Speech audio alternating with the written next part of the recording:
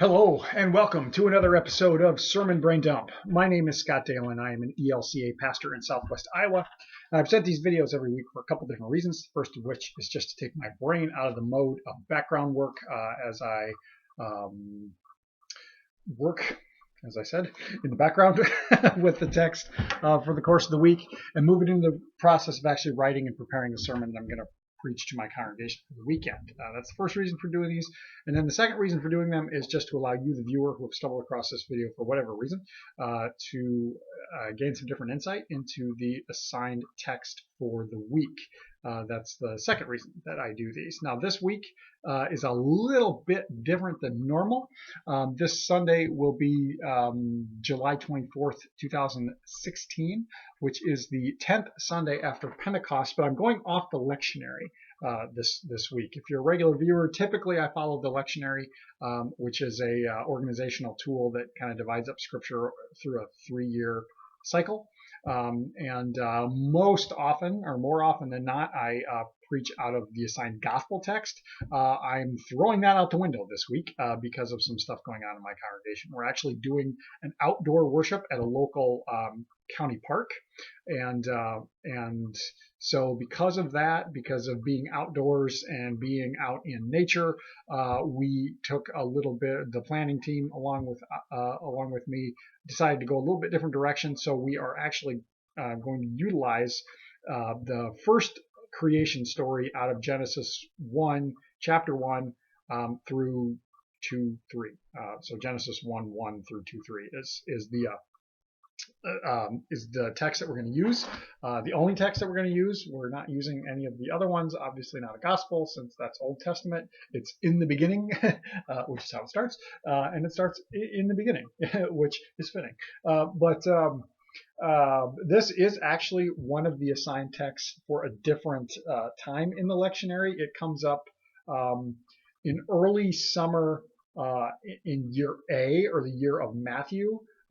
So it actually, the last time we popped up into this one was back in June of 2014. It'll actually come up next summer. We'll be back into Matthew's Gospel, or the year of Matthew, year A, starting late this year and then through most of 2017. So like June next summer, we'll be coming up on this one again. But as I mentioned, typically I hit the gospel, so whether or not I'll actually use this one remains to be seen. But okay, so all that being said, as I mentioned, for this week, the text that I am using is Genesis chapter 1, verse 1 through chapter 2, verse 3. It's the first account of the creation of the world. And now what's interesting about this is that there's two accounts. Chapter 2, starting at verse 4, gives us the second accounting of the creation of the world. And there's some very strong similarities, but there are also some differences, which is kind of like, what? How come, if we have two different accounts, how come they don't line up quite so well? And this is the same notion that we see that we have 4 Gospels. And even 3 of the 4 Gospels, which are very similar, Matthew, Mark, and Luke, even they have their differences and different accountings, different interpretations, different observations of what happened from different perspectives. And this is the same type of situation. One of my classes very early on in seminary talked about the different, this is a weird way of saying it, but the different modes of authorship, particularly within what's called the Pentateuch, which is the first 5 verses of the New Testament. Now, typically, the Pentateuch is attributed to having been written by Moses. But there's a little hole in that theory because Moses dies at the end of it. So if Moses was dead, how did he write it? So some study of scholars points towards the notion that their authorship really from like 4 different perspectives, and that these 2 different accountings of the creation of the world in first in chapter 1 and then in chapter 2 represent 2 of those different viewpoints, 2 of those different understandings, and that's certainly a good way to think about it. And Yet what I try and look at whenever I have this conversation about the story of creation is what are the truths that we could take from it. And this conversation, it's always affected depending on individuals' interpretation of Scripture. You know, are you it has to do with, are you a literalist? So you think that, well, the world was literally created in 6 days, and that this is the pecking order, and this is how it was done, and that's it. Or if you think on the flip side that this is a story of how the world was created, and we believe that God created it, but we don't know exactly how it happened. Those are very different perspectives upon this. I fall kind of somewhere in the middle personally, and that's just me.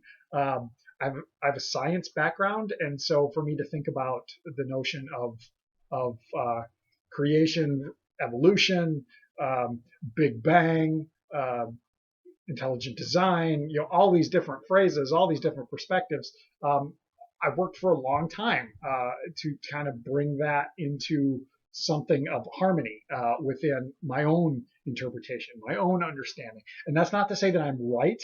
That's just how I kind of make sense of this. But when it all boils down to, as I think about this, and I'm about to dive in, I see I'm already 6.5 minutes in and I haven't even said anything yet, that the world exists. And all we have to do is look around and we can see, this computer that I'm recording on exists, and the desk that the computer is sitting on exists, and the chair that I'm sitting in exists, and the cabinet behind me exists, and the picture behind me exists, and I exist, and the clothes I'm wearing exist. All of this exists. It came from somewhere. And were we there?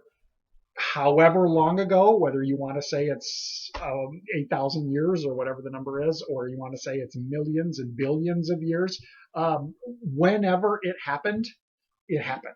And how did it happen? Well, I don't know, but I believe that someone or something that is a power that is much greater than I am is responsible for it. I say that's God. Other people say it's some unknown force or that exists within the universe, or the Big Bang, that the universe reality as we know it, and as we don't know it, was infinitely massive and yet infinitely small. And then this great explosion happened, and everything has been expanding outwards over the course of the last however many billion years, and gradually things form and gradually things move forward. And however you want to look at it, it happened. Somehow it happened, and over the course of whenever it started to this point, it's here, and we're here, and it's still going. Time is still marching on. Our reality is governed by time, according to our understanding, or the way we perceive it, and it's still moving forward. It's still moving towards something, and that's all important as I think about this passage.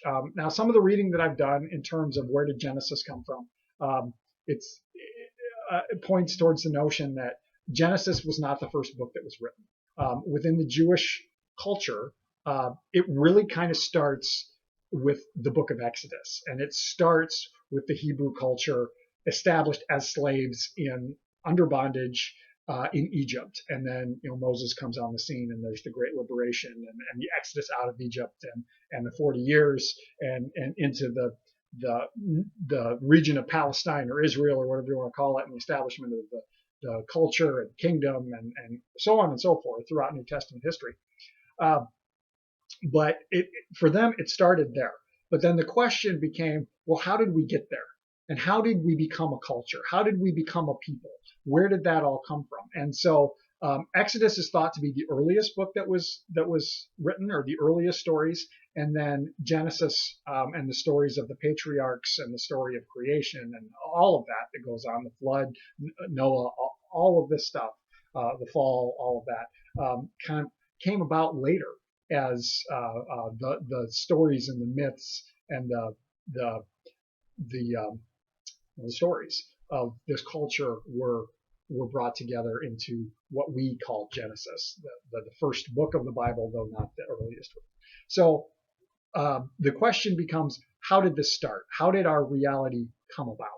And it is thought that that Genesis, as it is, or at least this creation story, was developed about the time of the Babylonian captivity, which is about 600. No, let's see, Babylonian, 500-600 BCE, and so the people are in exile, and yet it's thought that this was maybe a liturgy, like we have within a worship standard, and it's very poetic. It's this happens, and God calls it good, and then God says, let this happen, and makes it happen, and God calls it good, and it's day by day by day. It is very poetic, and you hear this repetition, this rhythm throughout it. So with all that being said, now that we are 11 minutes into this, how about I actually read it? It's a lengthy passage, so I'm going to read through it kind of quickly, and then I'll share some more thoughts on it. A lot of what I'm thinking in terms of this sermon, not so much background like I've been talking about here, but this notion, and I've hinted at it, that God is continuously moving our reality away from chaos, away from the way that the world begins, as our reality is formless and void. That's kind of the direct translation of the Hebrew as things start, and God is bringing order, continuously bringing order, and in the end, we are invited into that in a way that the rest of creation is not. And if I remember, I'll hint at that. So that's kind of the direction that the sermon is going, and the thoughts that I have.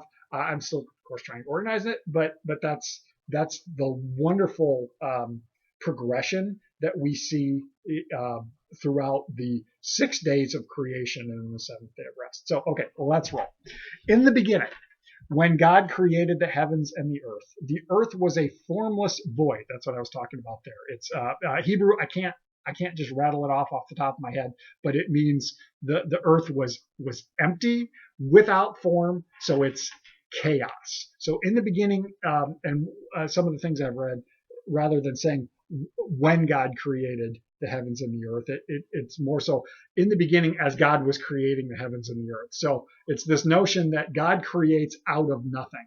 And if you want to go back to the Big Bang, everything is infinitely small and present in the beyond the tiniest thing that you can, infinitely small, without form, because it's infinitely small. And existence, such as it is, if it is empty, because there's nothing except this tiny, infinitely small pinprick of everything.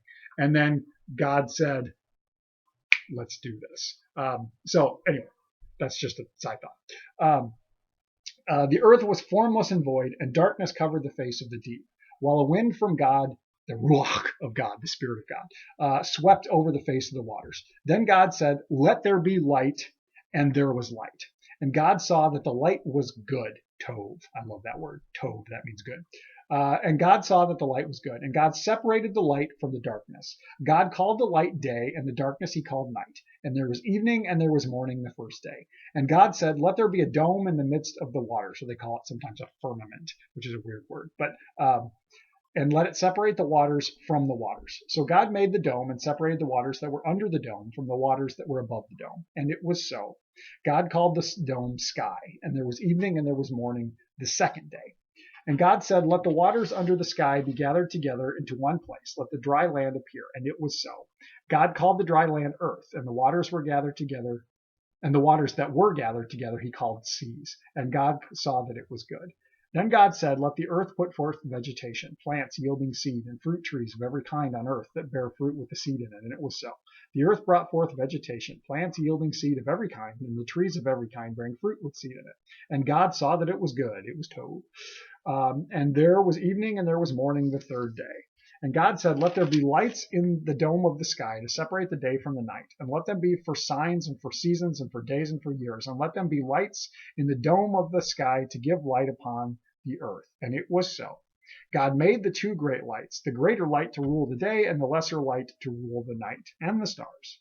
God set them in the dome of the sky to give light upon the earth, to rule over the day and over the night, to separate the light from the darkness. And God saw that it was good. And there was evening and there was morning the fourth day. God said, "Let the waters bring forth swarms of living creatures, and let birds fly above the earth across the dome of the sky." So God created the great sea monsters and every living creature that moves, and of every kind, with which the waters swarm, and every winged bird of every kind. And God saw that it was good. God blessed them, saying, "Be fruitful and multiply, and fill the waters in the seas, and let birds multiply on the earth." And there was evening and there was morning the fifth day. And God said, "Let the earth bring forth living creatures of every kind, cattle and creeping things, and wild animals of the earth of every kind." And it was so. God made the wild animals of the earth of every kind, and the cattle of every kind, and everything that creeps upon the ground of every kind. And God saw that it was good. Then God said, "Let us make humankind in our image, according to our likeness, and let them have dominion over the fish of the sea, and over the birds of the air, and over the cattle, and over the wild animals of the earth, over every creeping thing that creeps upon the earth." So God created humankind in his image. In the image of God he created them. Male and female he created them. God blessed them, and God said to them, "Be fruitful and multiply, and fill the earth and subdue it, and have dominion over the fish of the sea, and over the birds of the air, and over every living thing that moves upon the earth." God said, "See, I have given you every plant yielding seed that is upon the face of all the earth, and every tree with seed in its fruit, and you shall have them for food. And to every beast of the earth, and to every bird of the air, and to everything that creeps on the earth, everything that has the breath of life, I have given every green plant for food." And it was so. God saw everything that he had made, and indeed it was very good. It was much tov, many tov. And there was evening and there was morning the sixth day. Thus the heavens and the earth were finished, and all of their multitude. And on the seventh day God finished the work that he had done, and he rested on the seventh day from all the work that he had done. So God blessed the seventh day and hallowed it, because on it God rested from all the work that he had done in creation. Okay, so that's it. Again, that's pretty long. And as I mentioned before, we see this progression away from chaos. Now, within the Jewish culture, the sea, or the deep, or the abyss is what they call it, represents that unknown, that we don't know what's out there, and it's chaos, and that really speaks to me, because when I stand next to the ocean, I feel very small. I recognize a power that is so much greater than I am, that it could destroy me. It could end me. It literally could, and it literally could. And that is a very very strong notion within the Jewish culture of the abyss, the unknown. We don't know what's out there. That's kind of where things start. We hear, as God is beginning creation, that his spirit is hovering over the waters, that formless and void water, unknown abyss is what's out there. And God begins to move it step by step towards, away from the chaos towards order. And first we kind of see that first God creates the separation between first we have dark, and then God makes light. And another thing I kind of caught as I was working with this text is this notion of each day we see a separation. First we see light and dark, and then we see separation of the waters from above away from the waters that are below, and this firmament, or the dome, the sky, that is between.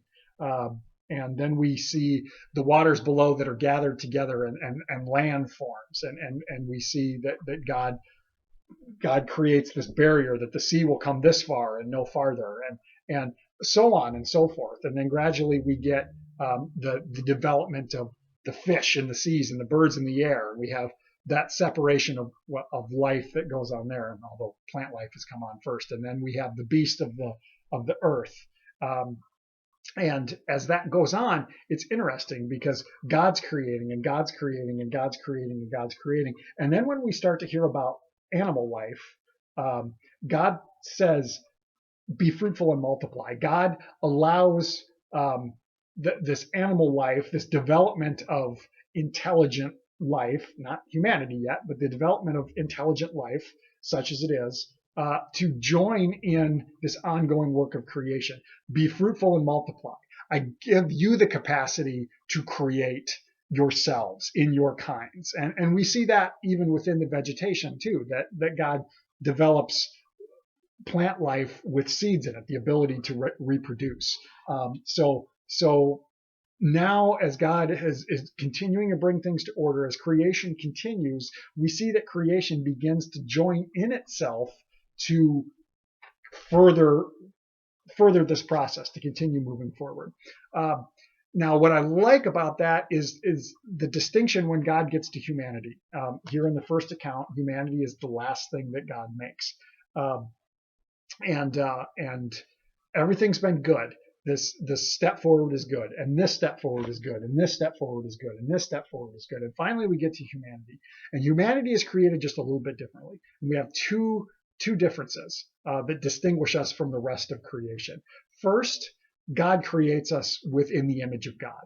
We bear the image of God. Humanity does, and both male and female. We hear that here in the first account. They're created together at the same time. Both genders bearing the divine image of God that all humanity shares.